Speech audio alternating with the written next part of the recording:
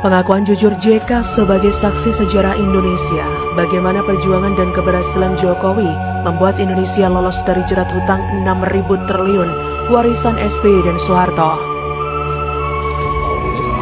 Memang sedikit baik setelah ada teks amnesti, ada tebusan 93 triliun. Tapi hutang ini kan akumulasi selama puluhan tahun.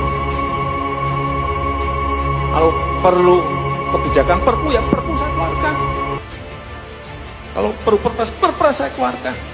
Kalau saudara-saudara punya peraturan menteri keuangan, keluarkan untuk menangani negara. Tanggung jawab kita kepada 267 juta rakyat kita. Apakah pemerintah serius, Pak Jokowi?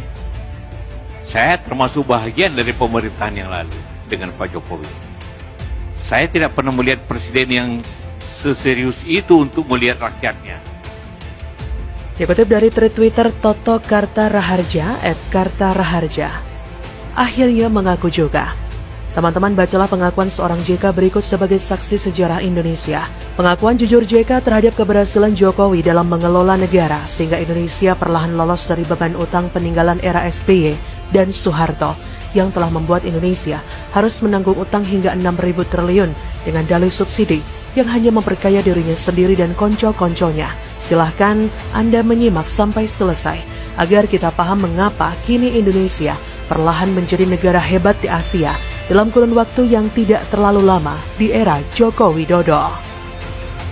Perjuangan moral Jokowi bagi Indonesia. Kala itu, mantan Wakil Presiden Republik Indonesia, Yusuf Kala, dalam sambutannya di acara Simposium Ekonomi di MPR Senayan, mengatakan bahwa ada dua kebijakan keliru yang dilakukan pemerintah era Soeharto dan SBY, sehingga menghabiskan anggaran 6.000 triliun rupiah. Kebijakan itu menjadi salah satu penyebab ketertinggalan Indonesia dari negara-negara tetangga. Satu kebijakan era Soeharto dan satu lagi era SBY. Selama 32 tahun Soeharto berkuasa, tidak ada riak yang berarti untuk menghentikannya. Saat Soeharto jatuh, tatkala fundamental ekonomi yang disimpan rapat bertahun-tahun terbuka lebar oleh aksi George Soros terkuak. Nyatanya 10 tahun kita menyimpan data busuk dan kebohongan. Tidak ada kekuatan ekonomi secara nyata, tidak ada.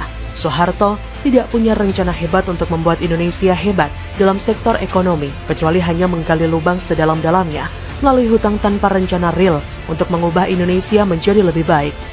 Dari jumlah hutang yang digali Soeharto, hanya 30% yang digunakan untuk membangun Indonesia.